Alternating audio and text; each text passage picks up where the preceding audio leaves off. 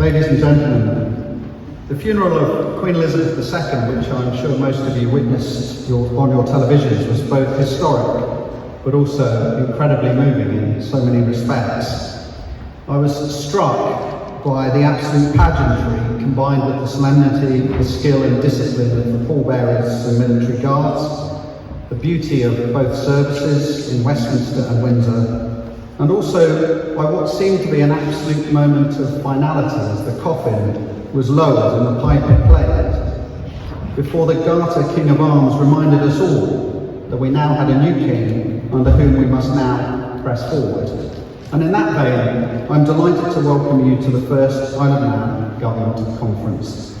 This conference springs from an idea and commitment made during my election as Chief Minister, and I hope will offer an opportunity for our island residents to both understand government policies, but also to discuss the real challenges facing the Isle of Man directly and transparently with ministers and political members. And of course, more importantly, help us to shape the future solutions going forward. It's almost been 1 year since I stepped into the role of Chief Minister for the Isle of Man and set out a vision for a secure, vibrant and sustainable future for our island. And that is what we will be focused on over the next 2 days. I hope building a better future together. We're all here today to talk about what we need to do to make our ambitions for the future a reality, moving away from short-term thinking to, I hope, a more strategic view of the policies that are needed today for success tomorrow. But I am under no illusions that this ambition is a straightforward one. With rising costs of living, inflation, war and a climate crisis, I will not shy away from the fact that the global landscape is challenging. And whilst we will do all we can to plan and accelerate initiatives which promise future prosperity for our island, there is no doubt there will be a need for agility in the face of challenging global developments. And indeed, the need to reprioritise, aligned to changing needs, is an important part of any government.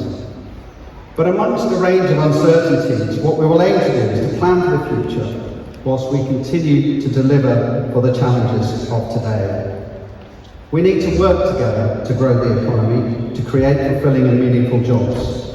We need to work together to be a place where everybody has the opportunity to study at good schools, which provide a foundation for their future ambitions, where residents can continually access education opportunities as business and public services continue to look to employ the best educated people. We need to work together to provide an island where people feel safe and secure, a home, something which can only be achieved by tackling the issues of housing stock, brownfield regeneration, conservation areas and leisure facilities, and addressing these with bold action. We need to work together to build a community where residents are physically and mentally well with access to comprehensive, high quality and fully integrated healthcare, so they are able to live long, healthy and fulfilling lives. And with that, to be a place which provides for vibrant communities, a place which nurtures and protects and sustains our rich and diverse biosphere, and where we are meeting climate needs both now and into the future, to solidify our island as a place where future generations will want to live.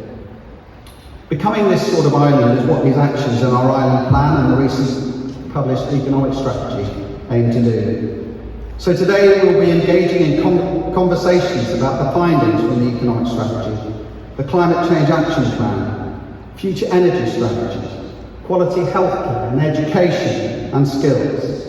And tomorrow there will be discussions around sustainable public finances and growth, housing, communities and infrastructure, built environment reform and brownfield regeneration. All of this alongside a diverse array of breakout spotlight sessions focused around home affairs, food security, taxation, Manx care and the Department for Enterprise Executive Agencies, amongst others. And I'm very grateful for those in the private sector who have chosen to support this important event: Capital International, Deloitte, Manx Technology Group, KPMG, Construction Isle of Man, the Chamber of Commerce, and of course Jeff. I challenge anyone who walks through these doors over the next 2 days to not only listen and observe, but to participate. Participate in conversations about your economy, your jobs, your salaries, your future.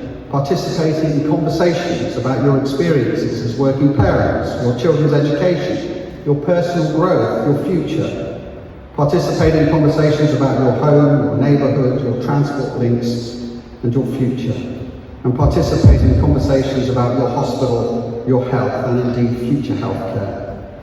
And of course, energy, your landscapes, your concerns about climate change. And please don't be afraid to collar your local MHKs, or indeed any MHKs or departmental ministers, and talk about the issues that are affecting you and your future. As the saying goes, no man is an island, and that is true of all of us. Improving this island is only possible if we take time to have these conversations, to listen, to educate, participate, and open our minds to what is possible and not possible. To understand what we can achieve in a year, in 5 years, and in 10 years. And to understand that whilst you may not agree with every individual concept which is raised here today, that the collective ambition, the collective force and determination to make the island a better place, which runs so deep in every one of our residents, is what matters most. We all share a common goal of building a better future. Of course, this does not happen overnight, and nor is it driven by government alone. We can only achieve success by sharing common aims and ambitions, by understanding and by listening. I hope this conference will help in that respect. I want to thank you all for supporting this event, and I want to wish everyone taking part a successful 2 days.